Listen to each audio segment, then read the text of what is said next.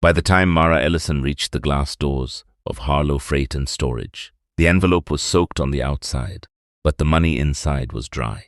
That was the first thing security noticed.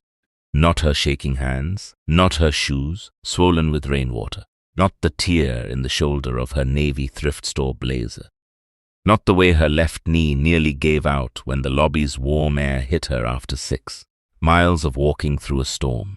They noticed the envelope. A thick brown payroll envelope, sealed with red tape, stamped with the company logo, and marked in black ink. Emergency driver advances. $18,700. Mara placed it carefully on the marble reception desk as if it was something fragile and alive. The receptionist stared at it. The guard stared at Mara. And from across the lobby, Victor Dane, the company's senior operations director, walked toward her with the slow confidence of a man who had already decided what kind of woman she was. He looked at the wet blazer, the cheap shoes, the trembling mouth, the envelope. Then he said one sentence loud enough for everyone in the lobby to hear. "Ma'am, before you say another word, take your hands off the money." The lobby went still. 2 assistants near the elevator stopped talking. A man carrying coffee paused with the cup halfway to his mouth. A young woman behind the front desk slowly backed away as if poverty were contagious. Mara did not move.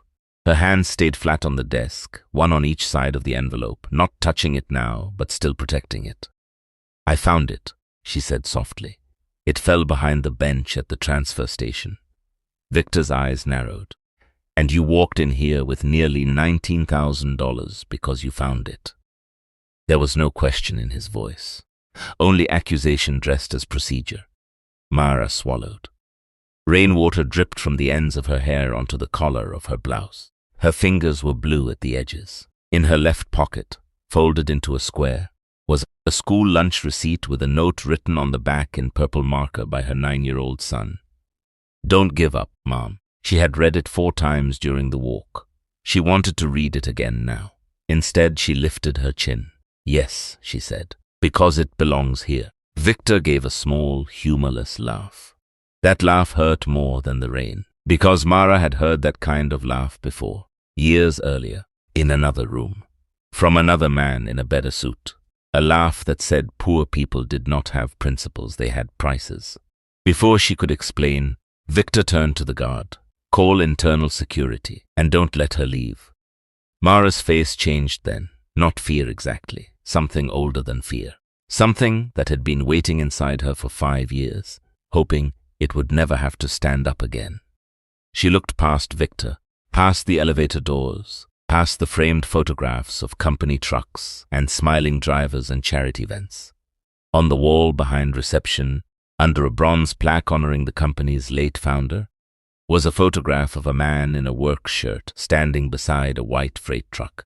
Caleb Harlow, the founder, the man who had once told Mara, quietly and without witnesses, that doing the right thing would never make her expensive. He had been wrong.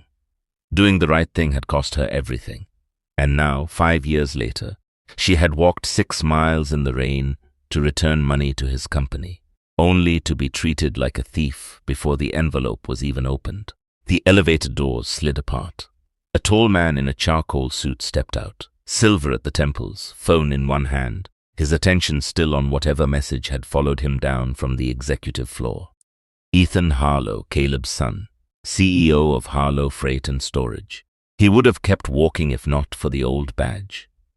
It slipped from Mara's wet pocket when she reached for the folded lunch receipt. It landed face up on the marble floor, its plastic case cracked, its blue lanyard faded nearly gray. Ethan saw the company logo first. Then he saw the name, Mara Ellison. Under it, in smaller print, Safety Compliance Clerk. His father's signature was still printed at the bottom. Ethan stopped. Victor saw him stop, and for the first time since Mara had entered the building, the senior operations director looked afraid. Not much, just enough. Mara bent to pick up the badge, but her hand shook too badly. It slid an inch across the marble before she caught it. Ethan looked from the badge to Mara's face, then to the sealed envelope, then to Victor, and something in the lobby shifted, not loudly, not dramatically, but everyone felt it. The story Victor had started telling about Mara was no longer the only story in the room. Ethan's voice was quiet when he spoke. "Why does she still have my father's badge?" Victor answered too quickly. "That's not your father's badge, Ethan. It's an old employee badge. She worked here briefly years ago. There were issues." Mara closed her eyes. There it was. The word that had followed her for 5 years. Issues. Not courage, not warning, not truth, not sacrifice. Issues. Ethan turned toward Mara. "Mrs. Ellison, did you steal that envelope?" The lobby held its breath. Mara looked at the money, then at the badge, then at the photograph of Caleb Harlow smiling beside his truck. "No," she said. "But the last time I brought this company something valuable, mister. Dane made sure I lost my job for it." Victor's face hardened. Ethan did not move, and Mara, soaked through, humiliated, exhausted, and still standing beside the money she could have used to save her apartment, realized the storm outside had only been the beginning. That morning had started with a notice taped to Mara's apartment door. Not an eviction yet, a warning. 3 days to pay the overdue rent, or the landlord would file. The paper was bright yellow, the color of school buses and caution signs, and it hung at eye level like an accusation. Mara had found it at 5:12 a.m., while stepping into the hallway with a trash bag in one hand and her work shoes in the other. She stood there for several seconds, reading the same words again and again, as if the meaning might change if she gave it enough chances. Past due, final notice, 3 days. Inside the apartment, her son Noah was still asleep on the couch because the bedroom ceiling leaked when it rained. He had one sock on and one sock off, one arm wrapped around a library book about planets. The cover was bent. The pages were soft from use. He liked books about space because he once told her, "Nobody in space asked if your rent was late." Mara folded the yellow notice and slipped it into the pocket of her blazer. She did not cry. There was no time for crying before breakfast. She packed Noah's lunch from what remained in the kitchen. Peanut butter on the heel pieces of bread, a bruised apple cut into slices so the bad part would not show, a small bag of crackers from the food pantry with a handwritten expiration date on the side.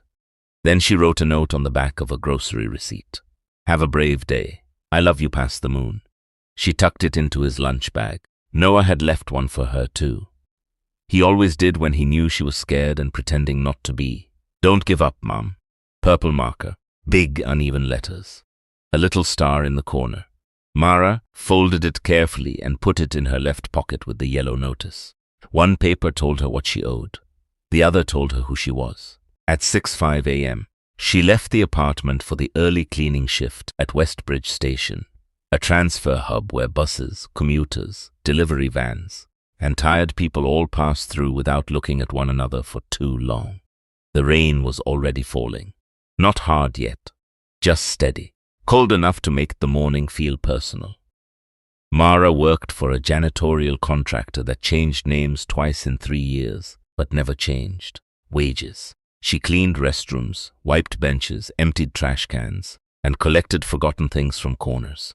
Gloves, receipts, broken umbrellas, coffee cups, cigarette lighters, once a wedding ring that she returned to the lost and found desk before anyone knew it was missing. She noticed things.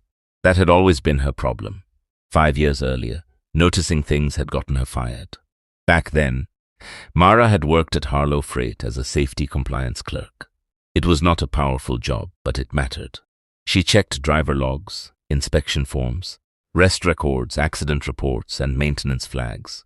Numbers, signatures, dates. She was good at finding what did not line up. She had been 32 then, married then, hopeful then. Her husband, Paul, still came home for dinner most nights. Noah was 4 and believed every truck on the highway was going somewhere heroic. Mara had health insurance, a company badge, and a desk near a window where she kept a small cactus in a chipped yellow mug. Her supervisor at the time was Victor Dane. He was not cruel in the obvious way. He did not yell. He did not slam doors. He smiled when he cut people down, which made others wonder if they had imagined the blade. His favorite phrase was quiet and poisonous. "Don't make yourself expensive." He said it when someone asked for overtime pay. He said it when a dispatcher reported a maintenance delay that would cost a client money. He said it when Mara flagged missing rest logs from the Cedar Ridge route. At first, she thought he meant efficient. Later, she understood. He meant obedient. The Cedar Ridge route was small on paper, but strange in practice. Drivers assigned to it were logging rest periods they could not possibly have taken. Trucks were marked inspected on days they were still on the road. A brake issue appeared in one file, vanished from another, then reappeared under a different unit number 2 weeks later. Mara brought the discrepancies to Victor. He told her the system was messy. She brought him copies. He told her she was overreading. She brought him a timeline. That was when he closed the office door. He did not threaten her directly. Men like Victor rarely did. He leaned back in his chair, looked at her as if she were a problem that had disappointed him, and said, "Mara, you have a young child. Your husband's hours were cut. You need stability. Don't make yourself expensive." She walked out with her hands cold. A week later, a driver named Louis Bell came into her cubicle near the end of shift. He was a broad-shouldered man with tired eyes and a limp he tried to hide. He placed a folded paper on her desk and asked if she still believed records mattered. The paper was a photocopy of a driver log. In the margin, written in pencil, were 2 words: "Ask Caleb." Caleb Harlow, the founder, still came into the building then. He was old, not ornamental old, but working old. He still knew drivers by name. He still ate in the break room once a week. He still wore work boots with his suits because, as he told people, a freight company run by polished shoes would forget what roads felt like. Mara waited 3 days before approaching him. She caught him near the loading bay, holding a paper cup of coffee, watching a mechanic inspect a trailer latch. Her voice shook when she told him what she had found. Caleb did not interrupt. He did not dismiss her.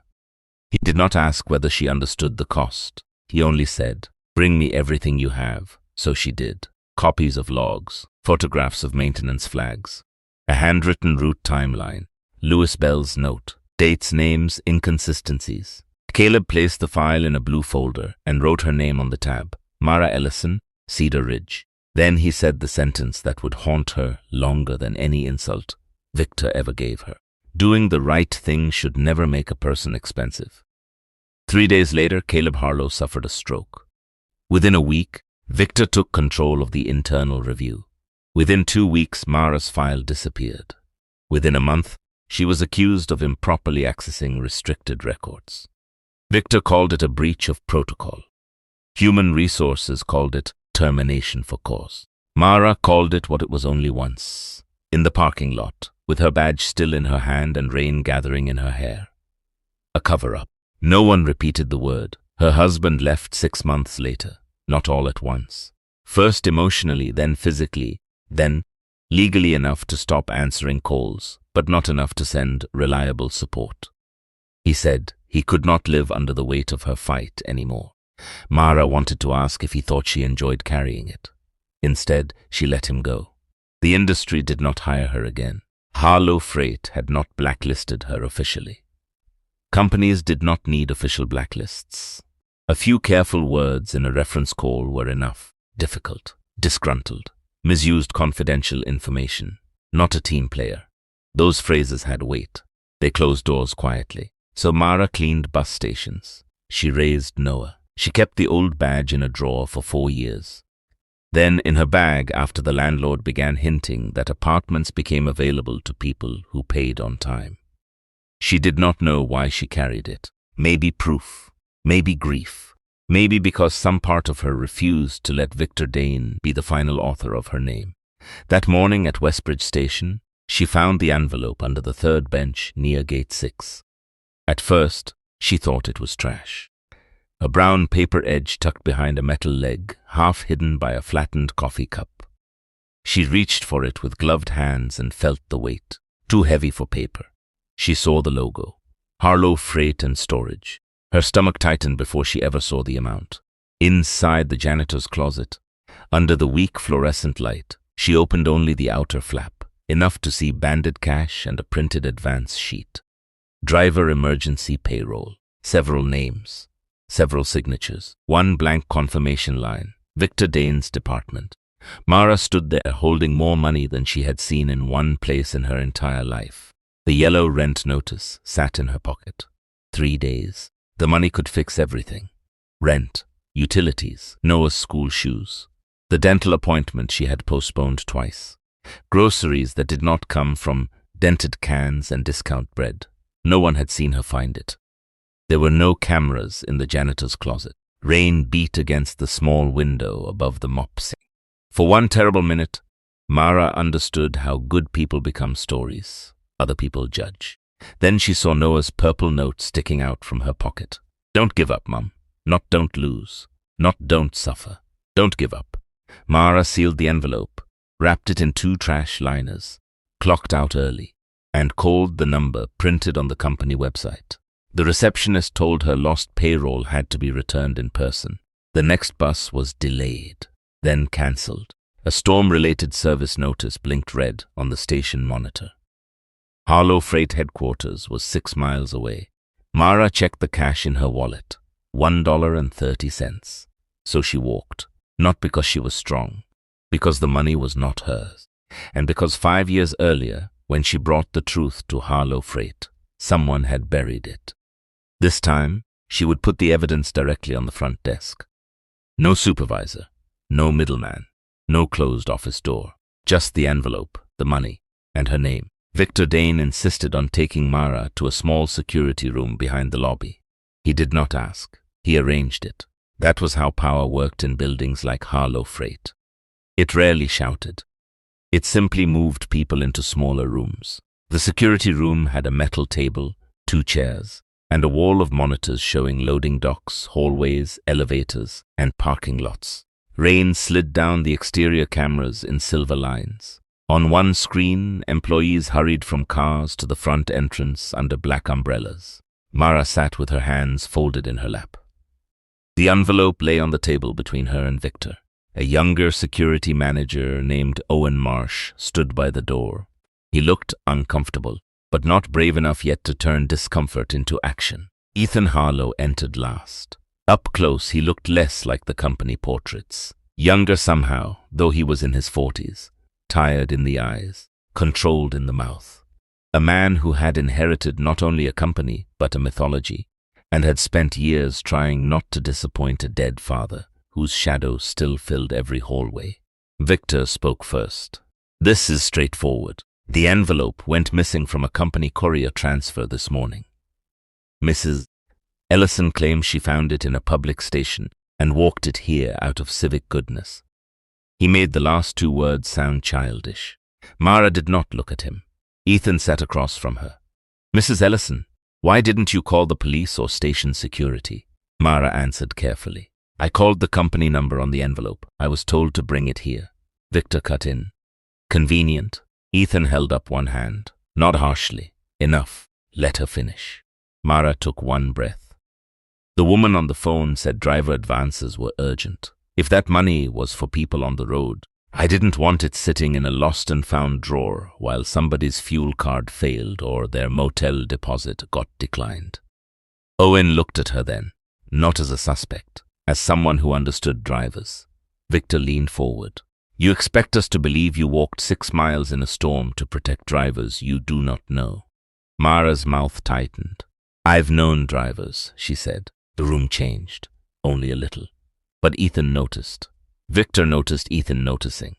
That was when Victor began pressing harder. He brought up her termination, her alleged breach, her financial situation. He had someone pull public records within minutes. The overdue rent judgment from 3 years earlier. The recent utility shut-off notice. The contractor wage garnishment from an old medical bill. He placed each fact on the table like dirty laundry. Mara listened. Each detail was true. That was the cruelest part. The most damaging lies often wore true facts as clothing.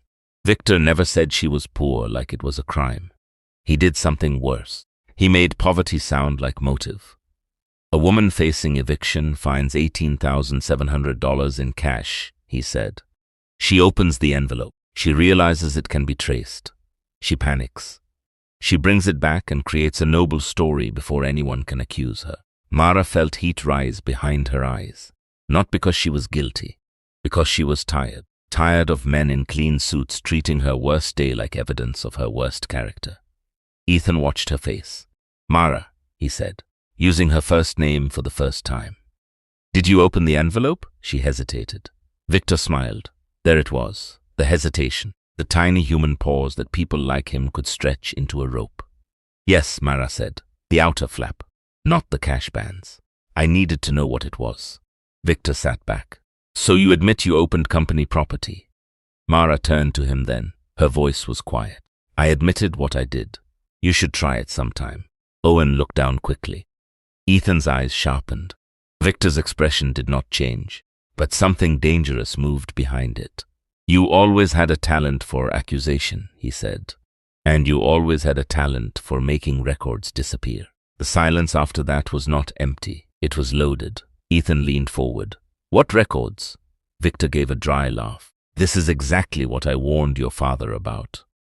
She builds stories out of paperwork she does not understand." Mara looked at Ethan. "Your father understood." For the first time, Ethan's composure cracked.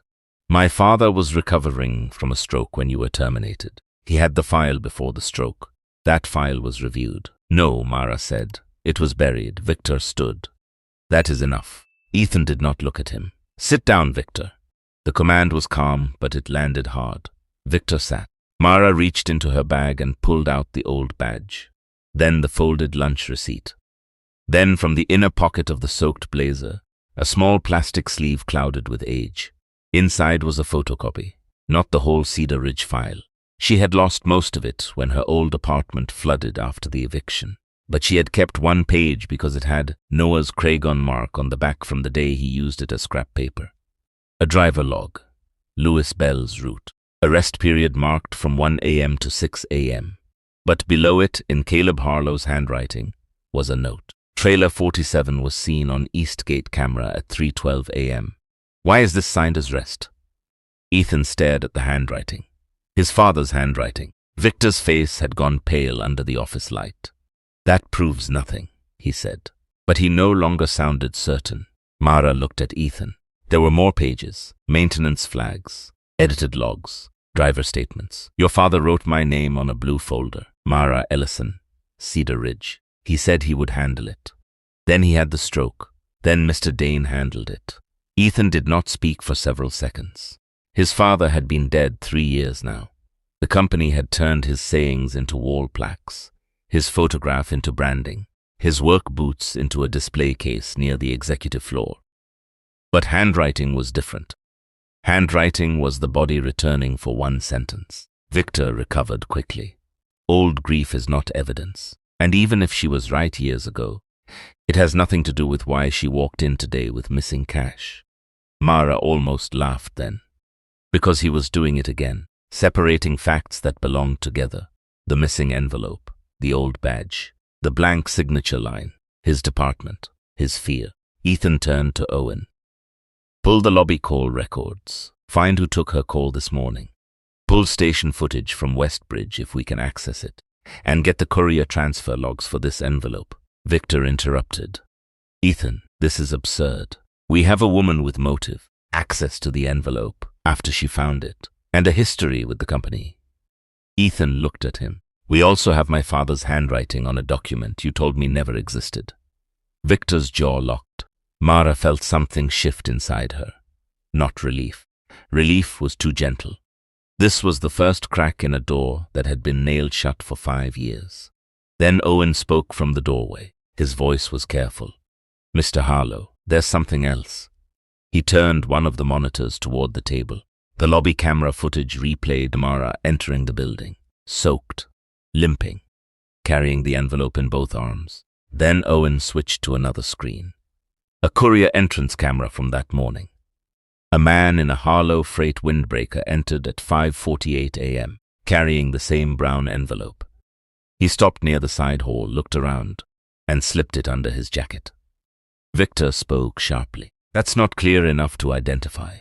Owen zoomed the image. The man turned slightly. Only half his face appeared. But the employee badge flashed on screen. Dane Operations, Victor's department. Mara looked at Victor. Victor looked at the screen. And Ethan, still holding the old driver log with his father's handwriting, finally understood that the woman everyone had been treating like a thief may have, walked into the building carrying two things at once: missing money and a buried past. The first crack did not break Victor Dane. Men like him were built for cracks. They patched them with procedure. Within 20 minutes, he had a new explanation. The courier entrance footage was incomplete. The badge was unreadable. The envelope could have changed hands. The employee in the windbreaker might have been following standard transfer protocol. Mara might have found the envelope only after someone else mishandled it. He did not deny too much. That was what made him dangerous. He denied just enough. Ethan moved the inquiry upstairs to the executive conference room. Not because Mara belonged there, but because Victor did not want her there. That was reason enough. The room had a long oak table and a wall of windows overlooking the rain-washed parking lot. Mara sat at one end with a blanket around her shoulders that Owen had quietly taken from the driver lounge. Someone had brought coffee, but she had not touched it. Her stomach was too tight. Victor stood near the window, speaking to legal counsel on his phone in a low voice. Ethan stood at the head of the table, reading the courier transfer logs as they came in. 3 signatures were required for an emergency driver advance envelope, prepared by payroll, released to courier, received by operations. The first 2 were complete. The third was blank. Mara had noticed that in the janitor's closet. She had not understood its importance then. Now she did. The envelope had not officially reached operations. If the money vanished, it could be blamed on the transfer station, the courier, the cleaning staff, or the desperate woman who found it. Anyone but the person waiting inside the company to receive it. Ethan asked payroll to send the preparation scan. When the image arrived, he placed it on the screen. Same envelope, same red tape, same amount. But in the corner, almost hidden under the routing label, was a handwritten mark. Mara stared at it. Her lips parted. Ethan noticed. "What is it?" "Cedar," she said. That's how Mr. Dane labeled Cedar Ridge documents. CD for Cedar, the route number after it. Victor turned from the window. "That is ridiculous." Mara's voice was still soft, but no longer weak. "You used CD codes because you didn't want Cedar Ridge showing in shared folders. CD 11, CD 14, CD 17. Ethan looked at Victor. Victor looked back with controlled contempt. She was a clerk. She saw file labels. She's inventing meaning. Then came the second proof, not from Mara, from Louis Bell. Owen found his name in the old driver logs and tracked him through the company's retiree records. Louis was no longer driving. He had left freight work after a roadside accident, damaged his hip. He answered the phone from a small house 2 counties away, his voice rough with age and suspicion. At first, he refused to speak. Then Ethan told him he was Caleb Harlow's son. There was a long silence. When Louis finally spoke, he did not ask about money. He did not ask about the company. He asked, "Is Mara Ellison still alive?" Mara covered her mouth. Ethan put the call on speaker with Louis's permission. Louis told them what Mara had never been able to prove. Cedar Ridge drivers had been pressured to falsify rest logs for nearly a year. Trucks with maintenance flags were kept moving to satisfy a high-value warehouse contract. Anyone who complained got reassigned to worse routes or lost hours. Mara had listened. Mara had copied records. Mara had gone to Caleb. And after Caleb's stroke, everything changed. The blue folder disappeared. Drivers were warned. Louis was transferred. Mara was fired. Then Louis said the line that made Victor finally look away. "Mr. Dane told us she tried to sell the file to a competitor, said she got caught and begged to resign. None of us believed it, but some of us had families. So we got quiet." Mara's eyes filled, but she did not cry. Not yet. For 5 years, she had imagined everyone believing Victor. Knowing some had not believed him hurt in a different way, they had known enough to doubt, not enough to stand. Victor's denial came fast. A disgruntled former driver with a grievance. "This is not evidence." Ethan's voice was cold now. "No, it's confirmation." Of what? Of a pattern. The third proof came from an old voicemail, not Mara's. Caleb's.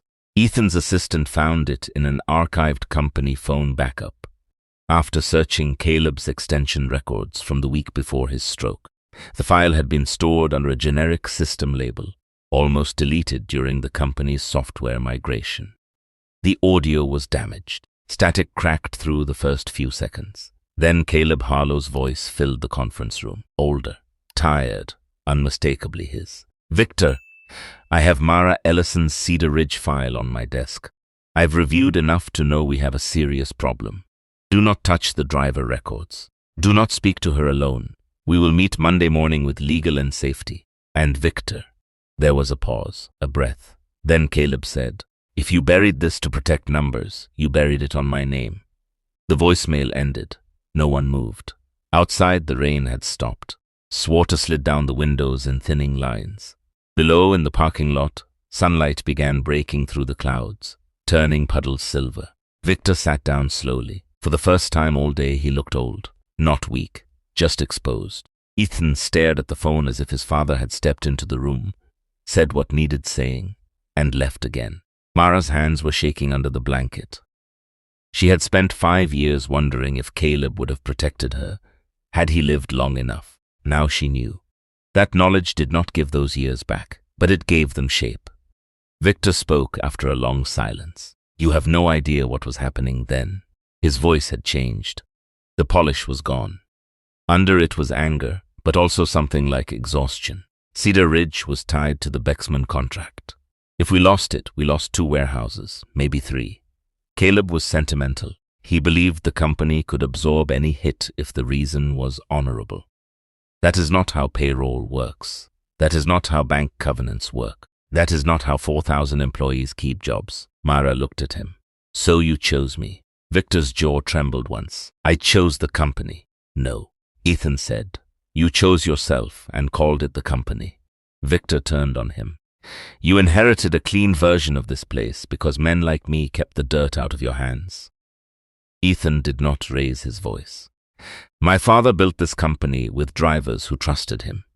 You kept the dirt out of the reports, not out of the company." The final irreversible truth arrived almost quietly. Owen entered with a printed still from the courier entrance footage enhanced by the security. Vendor. The man in the windbreaker was not Victor. It was Victor's nephew, Grant Dane, a recently hired operations analyst. Grant had picked up the envelope from the courier entrance before official receipt, carried it toward the side hall, then left the building through a service door, 15 minutes later without it. Under questioning, Grant broke within half an hour. He had gambling debts. He knew emergency driver advances were cash. He planned to remove several bans, blame transfer confusion, and let the missing amount disappear into reconciliation delays. But when he saw a cleaning employee near the station benches, he panicked and ditched the envelope behind the metal leg, intending to retrieve it later. Mara found it first. Victor had not planned the theft. But when he saw Mara in the lobby with the envelope, he saw an opportunity, not to steal money, to bury her again. If she became a thief, every old accusation became easier to believe. Every old question died with her credibility.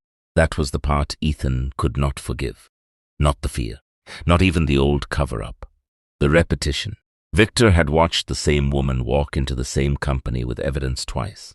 Both times, his instinct was to destroy her name before anyone heard her truth. Mara stood then. The blanket slipped from her shoulders onto the chair. Her blazer was still damp. Her hair had dried unevenly. Her face looked pale under the conference room lights, but she was steady. She looked at Victor Dane, the man who had taken 5 years from her and nearly taken this day too. "I used to think you ruined my life because you hated me," she said. "But you didn't hate me. You just thought I was small enough to spend." Victor did not answer. There was nothing left that would not make him smaller. Victor Dane was not dragged out in handcuffs. That would have been too simple. And life had rarely offered Mara the mercy of simple endings. He resigned before sunset under formal investigation. His nephew was turned over to the proper authorities through the company's legal process. The board ordered an independent review of Cedar Ridge, The missing safety records, the termination of Mara Ellison, and every driver claim connected to Victor's division. Those were consequences. But consequences did not erase years. They did not pay back the nights Mara sat in a dark kitchen, choosing which bill could survive being ignored. They did not undo Noah asking why his father did not call anymore. They did not remove the word terminate from every application that had died before anyone read her experience. By 4:30 p.m., Mara was sitting alone in the Founders Memorial hallway. Not because anyone told her to wait there, because she had nowhere else to put herself. The hallway was quiet. Framed photographs lined the walls. Caleb with drivers. Caleb at ribbon cuttings. Caleb shaking hands beside trucks. Caleb older, thinner, smiling through pain after the stroke that took most of his speech but not his eyes. At the end of the hall was a glass case containing his old work boots. Mara stood before them for a long time. The leather was cracked, the soles worn unevenly. Real boots, not symbolic ones. Boots that had stood in loading yards before executives learned to say legacy. Ethan found her there. For several seconds, he said nothing. Then he placed the old blue folder on the bench beside her. Not the original, that was gone. A reconstructed file. Copies from archives, driver statements, the voicemail transcript, her surviving log page, payroll notes, security stills, a formal letter clearing her name. On top was a new badge, not safety compliance clerk.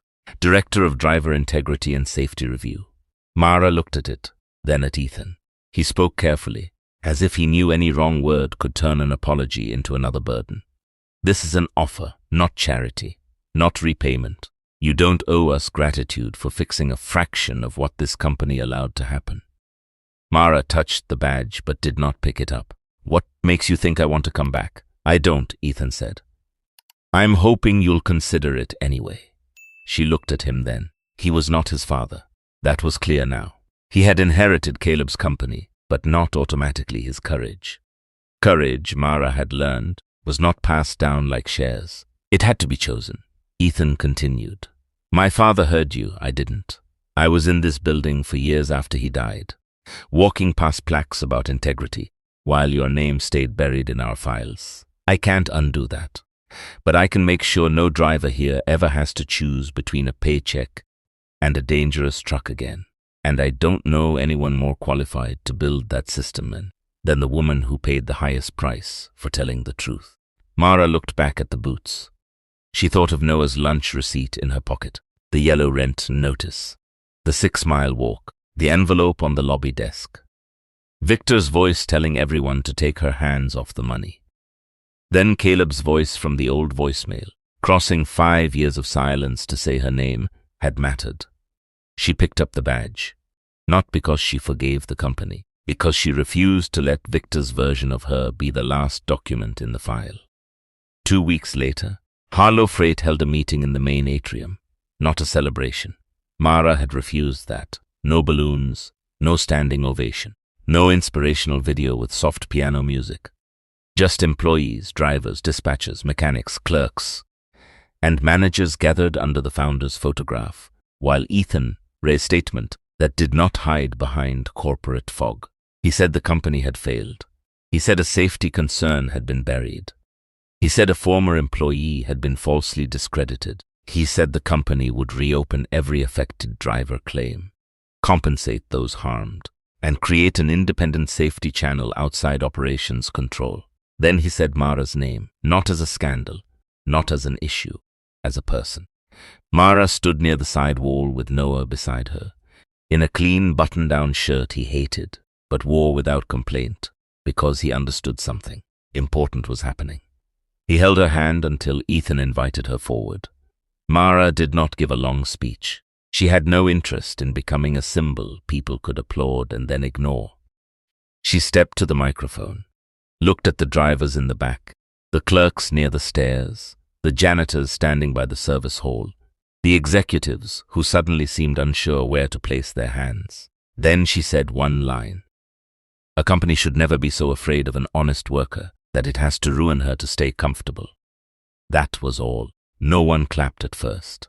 The truth was too heavy for applause. Then Louis Bell, leaning on a cane near the back, struck his palm against the wall once. A mechanic joined, then a dispatcher, then a driver. Then the sound filled the atrium, not wild, not cheerful, but steady, like rain becoming a river. Noah looked up at his mother. For the first time in years, Mara let herself cry in public. Not much, just enough to stop carrying it alone. Months later, the yellow rent notice was framed in her home office. Visitors thought it was strange until they saw what hung beside it. Noah's purple note. "Don't give up, Mom." Below them, on a small shelf, sat the old cracked badge and the new one. 2 names for the same woman, one buried, one restored. Mara did not become rich. That was not the point. She moved into a better apartment with a bedroom for Noah and a kitchen window that caught morning light. She bought groceries without counting every item twice. She took Noah to the dentist. She drove to work in a used blue sedan that rattled when it started but always started. On rainy mornings, she still left early, not because she had to walk anymore, because she remembered. One morning, nearly a year after the envelope, Mara drove past Westbridge Station in a hard spring rain. Near Gate 6, she saw a young man in a fast food uniform running with a folder under his jacket, trying to keep the papers dry. His bus had been cancelled. His face had the same look hers once had, that terrible calculation between pride and need. Mara pulled over. She rolled down the passenger window. The young man hesitated when she asked if he needed a ride downtown. People learned suspicion and honestly. So Mara held up her Harlow badge and said, "I'm not here to test you. I'm just stopping the car." He got in. The rain beat against the roof. The heater hummed. For a few blocks, neither of them spoke. Mara thought about Ethan's father, about Victor's warning, about the envelope she could have kept, about how easy it was for powerful people to call suffering a test when they were not the ones getting wet. Then she thought about Noah's note. "Don't give up, Mom." She had not given up. But that was not the whole victory. The real victory was that she had not let pain make her cruel. She had walked 6 miles to return money to a company that once stole her name. And when the truth finally came, she did not use it to become another victor. She used it to open a door. The young man beside her clutched his folder with both hands. "Thank you," he said, embarrassed by how much he meant it. Mara kept her eyes on the road. "You can thank me by stopping for somebody else one day." Outside, the storm kept falling. Inside the car, the papers stayed dry. And this time, no one had to walk alone. Some people think integrity is proven when life is easy and everyone is watching. But sometimes the real test comes when nobody would blame you for doing the wrong thing. Mara had a rent notice in her pocket, a hungry child at home, and $18,700 in her hands. She could have told herself she deserved it. She could have told herself the company owed her. Many people would have understood. But she returned it anyway, and that choice did not make her weak. It made the truth impossible to bury twice. Maybe the deeper lesson is this: never judge someone only by the worst season of their life. A late bill, a worn-out coat, a gap on a resume, or a tired face in the rain may hide more courage than any polished office will ever know. And maybe we should ask ourselves something uncomfortable. When we see someone struggling, are we testing them from a distance? Or are we willing to stop the car? If this story made you think of someone who kept doing the right thing, even when life punished them for it, share your thoughts in the comments. And if you enjoy emotional stories about dignity, hidden truth, and second chances, subscribe for the next story from the Last Truth Stories.